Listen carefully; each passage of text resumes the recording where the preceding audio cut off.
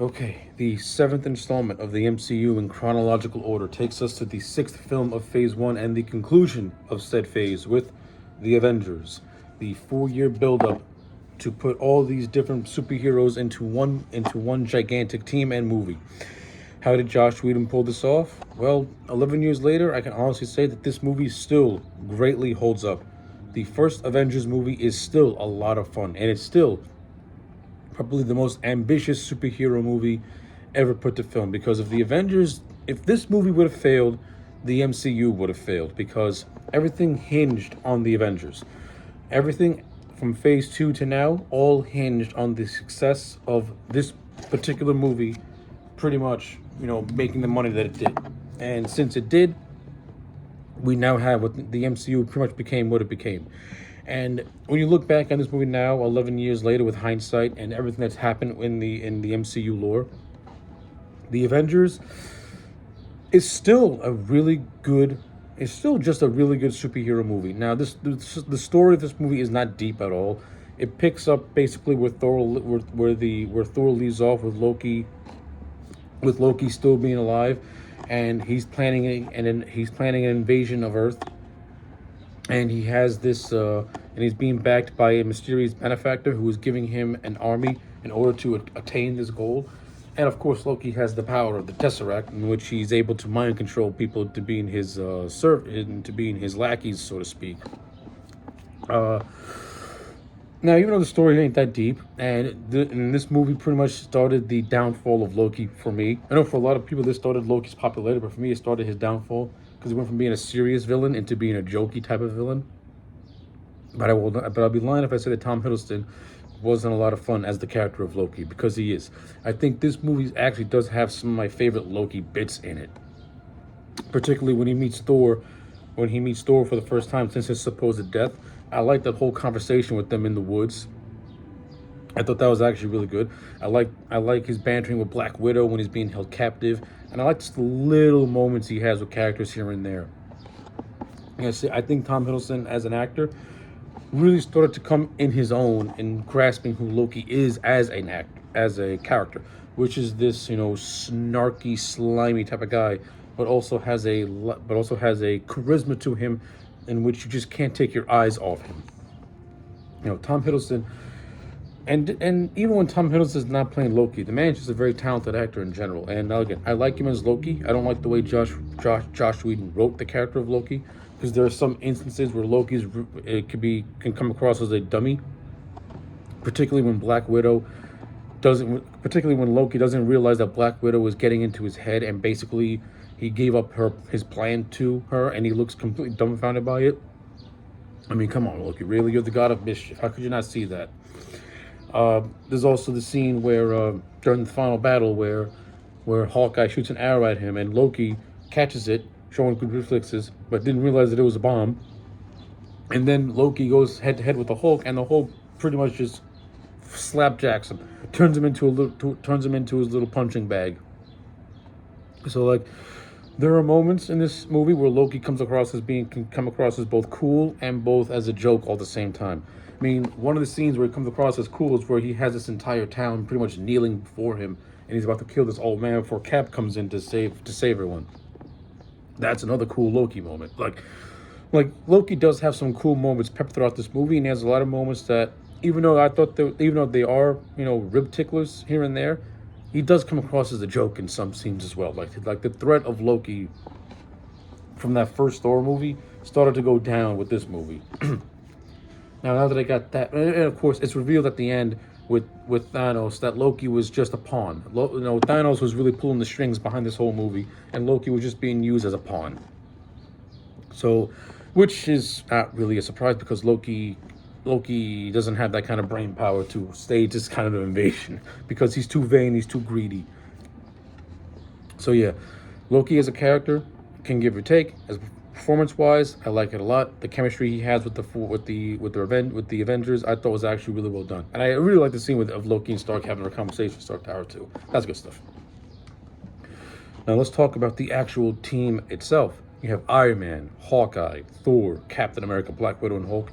I think all four of these guys bounce off each other really, really well. especially especially Stark and Banner. Seeing that the both of them are the most intelligent guys in the room and very scientific. I thought they had the great chemistry. I thought Downey and Ruffalo had really good chemistry. I mean, watching this movie, I'm very irritated that Edward Norton should have been in this movie, especially since the Hulk in the first Avengers movie is mirroring pretty much Edward Norton's Hulk and maintaining that seriousness about him, and not going to that and not going into that and not going into that overly comedic realm that eventually became of the Hulk. Like, this movie maintains that serious Hulkness and also makes a nice reference to a deleted scene from the Incredible Hulk where Banner was on the brink of suicide in the middle of the Arctic, and when he goes to shoot himself, the Hulk spits the bullet out. That's actually a deleted scene from the Incredible Hulk, but I like how they canonize that scene in Marvel in the MCU lore, because it adds more depth to Banner as a character. And like I said, they also make references to Harlem with the Abomination and how Banner does not want to go back to New York because of that. So I like that stuff. The stuff that Josh Whedon did with the Hulk, like, you can tell Whedon is a Hulk has an admiration for Hulk as a character, because he did his best to maintain what was seen in the Incredible Hulk and expand upon it a little more. And you have Mark Ruffalo. Even though I wanted Norton to come back, at least Mark Ruffalo is a good and capable actor where he can pick up the slack left behind by Norton, and he basically fit it. And like I said, I think the first Avengers movie and Ultron are pretty much the two best movies that the Hulk will be in before he starts his comedic downturn to where I don't take him seriously anymore. Also going to say Ragnarok has some cool Hulk moments too. He wasn't all the way bad, but but the Hulk does get bad as the MCU goes along, which is a shame, because Hulk should be one of the more serious characters that you take care of. Like, this is a man who struggles with anger issues. It's like a Dr. Jekyll and Mr. Hyde type of character. Like, I like the reintroduction scene of Natasha finding Banner in India and they're having a nice tense conversation, and I like how it pays off when Loki's cronies attack the helicarrier. The stress of the attack causes Banner to transform to Hulk, and Black Widow is completely horrified at what she sees because she's completely out of her depth. I like to build up to that, and I like how Whedon shot it the way Louis Leterrier shot Banner's transformation in the Incredible Hulk. Like, he did it like a horror movie. It felt intense. It felt scary. Like, you there are moments where you think that Natasha is going to die because of this green rage monster. So I like all that stuff, and I also like how Ruffalo's character is able to control the Hulk. Like, we have one scene where he loses control and he transforms, and then when you get to the climax, we have a scene where his secret is, I'm always angry, and he willingly transforms and helps the Avengers take down the T'Challa invasion. So it's good stuff. Like, I thought Ruffalo overall, he was a good addition to he's good. Like, he's not Edward Norton good, but he's good, and I like him in the role as the Hulk. Chris Hemsworth as Thor. This movie pretty much continues his character arc that was established in Thor, in which he is now a more humbled person. But his story is basically trying to bring Loki back to Asgard so he can face justice for the atrocities that he committed in the first Thor movie. Of course, he gets put at odds with his fellow teammates, but eventually comes around and does what he has to do. Like, Thor's story in this movie basically is chasing down Loki. Everything else in between, no, the first movie pretty much did what it needed to do in terms of Thor's character arc. Now he's just on a personal mission to apprehend his brother. But he does have some nice scenes interacting with his fellow teammates. Like, I like some of the bantering he has with Stark. I like some of the bantering he has with Cap. The entire scene of Thor and Iron Man fighting in the woods and Iron Man taunting him with Shakespeare was actually really, really funny. And I love the scene where Cap and Thor have a little rumble, and Cap says, put the hammer down, and Thor puts the hammer down and smashes the shield, and this big explosion happens. You know, you do get some really, really cool moments, and I like it a lot. In terms of Cap, Chris Evans as Cap. This is Chris Evans' second movie as Captain America, chronologically. And just like in First Avenger, I like him in this. I would have liked to have seen more scenes of Cap being the fish out of water. There's actually some deleted scenes that show that, and I would have kept that in this movie because it would have added more to Captain America's character and his sense of isolation that he has, because everyone he knows is dead, and you can actually parallel him being the leader of the Avengers to him being the leader of the Howling Commandos, and him finding a family with the Avengers of people who are similar to him. So that way he doesn't feel alone all the time. Like, the movie didn't really do that. It touched on it maybe a tad, but never really expanded on it. Mostly Cap's story in this movie is pretty much becoming the team leader of the Avengers and basically getting the team assembled, for lack of a better phrase. And he has a nice little rivalry with Tony Stark, which is the slow and steady build to what would happen in Civil War. Especially the great scene where Stark and Cap have this fight where Tony says, "Everything that was good about you came out of a bottle." I love that stuff. Like, the tense relationship that happens between Stark and Rogers has always been one of the best pieces of the MCU, because they are friends, but they have different ideologies. You know, Stark is somebody who will take the easy way out, while Cap will take the road less traveled, which is he'll make the sacrifice play if it means saving everyone else. So good, it's good stuff. Like, there's a tense conflict, but they also have a mutual respect for one another, and that shows when the helicarrier is being attacked. Iron Man and Cap are the first to come together to try and save everyone. So I like it. Good stuff. Black Widow, Scarlett Johansson. I like her better in this movie than I did in Iron Man 2. She actually has some more character in this. She's a lot of fun. I like the banter she has with Loki. I like the slow building relationship she has with Banner. It's not done in a romantic way. It's more or less done in a way of getting a friendship going, or at least a mutual friendship going. And yeah, I thought Black Widow was cool. She has some cool moments, especially when she's being interrogated in the beginning, and then at the end, where her and Cap are teaming up to take down some of the Chitauri army. Good stuff. I like ScarJo as Black Widow. This movie really sold me on her as a character. I thought she had a lot of cool moments and cool scenes. Now, we get to Jeremy Renner as Hawkeye, and this is one of the more controversial aspects of the film, because Jeremy Renner, he is really wasted in this movie for a good chunk of it. A good chunk of the movie, Renner is pretty much possessed by Loki because of the Tesseract, and he's just a lackey. And it's not to the third act where he finally gets broken out of his possession and becomes a member of the team.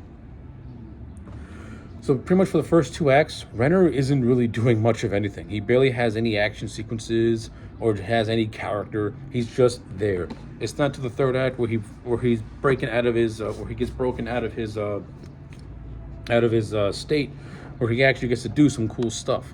And he does have some good stuff to do in the end, in the third act. And I like some of the bantering he has. I like when Stark calls him Legolas. I like the bantering he had. I like the relationship that he has with Natasha. Like, there's a history there between the two. They keep referencing Budapest. Like, I would love to see what happened in Budapest and stuff like that. Of course, when you watch the Black Widow movie, whatever. Well, yeah, but for what we got, I like it. I thought Jeremy Renner, you could have handled his character a little bit better, but at least he did get a lot of shine in the third act, and he did have a lot of fun, cool moments as well. Now, in terms of the supporting cast, you have Colby Smulders as Maria Hill, Samuel L. Jackson returns as Nick Fury, Clark Gregg returns as Phil Coulson. Obviously, these three put in solid performances. Like Colby Smulders, Maria Hill, I thought she was fine in the role. Doesn't have a whole lot to do, but she's a good right-hand man to Nick Fury. Samuel L. Jackson couldn't put in a bad performance if he tried as Fury, and I actually like how Fury has some action scenes as well. Like, he has a chance to do something here and there, which is cool. But he's basically the commanding officer of the Avengers. That's his main thing. He's not a field person. He's the commanding officer, but he does have a lot to do, and I do like his little storyline of him going against the World Council because they want to have another course of action, while Fury is trying to maintain the Avengers initiative and try not to go that far. So I like that stuff. It's like those little things I enjoy. And then you have Agent Coulson, Clark Gregg.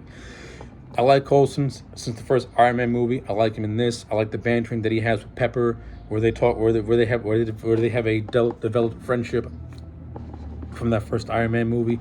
I like the little interactions he has with also the Avengers. I like that he's a Captain America fanboy. I'm not a huge fan of killing Coulson off, and I don't care about Agents of Shield. I don't watch Agents of Shield. Agents of Shield has always been really wishy-washy in terms of it being canon to the MCU or not being canon to the MCU.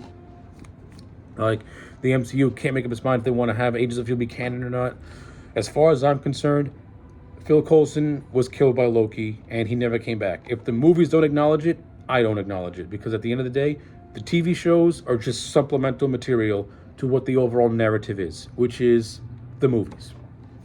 And in the movies, Phil Coulson gets killed by Loki's hand. On the other hand, I like how his death is the catalyst to bring them all together.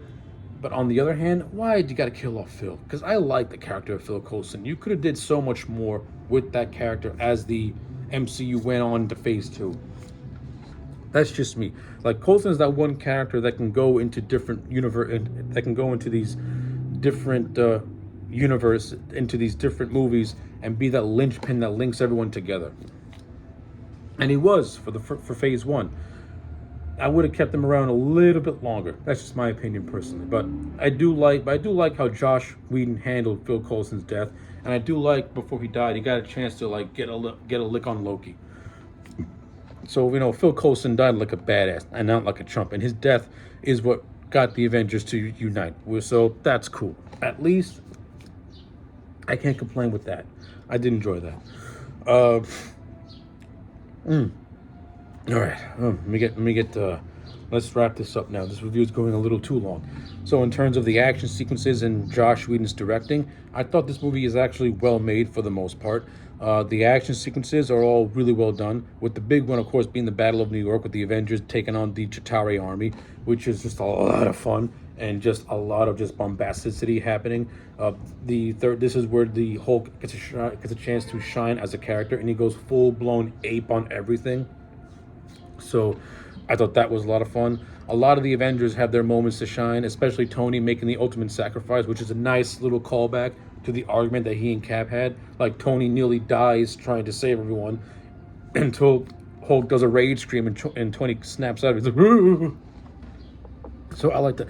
This movie integrated its comedy really, really well in a lot of areas. Like, it knew when to tell a joke and it knew when to be serious. Something that all the other MCU movies post this movie have had a hard time doing. So I like it. So, and of course, Josh Whedon is the one that started the more comedy aspect of the MCU. But where Josh Whedon does it, it's more character based and story based. When others do it, they do it in a way that it undercuts everything that we're seeing. Like, everyone tries to be Josh Whedon, but they don't understand Josh Whedon and his style and sense of humor. So yeah, I think the action in this movie is a lot of fun. Even the little bits before you get to the big climax are a lot of fun as well. Like some of the little like the little rumbles that the Avengers had with one another. I thought that was great. Hulk's rampage of the helicarrier was a lot of fun. He has a nice little tussle with Thor, and I like how Thor gets the better of him. And then in the Battle of New York, Hulk gets the better of Thor by giving him a nice little punch.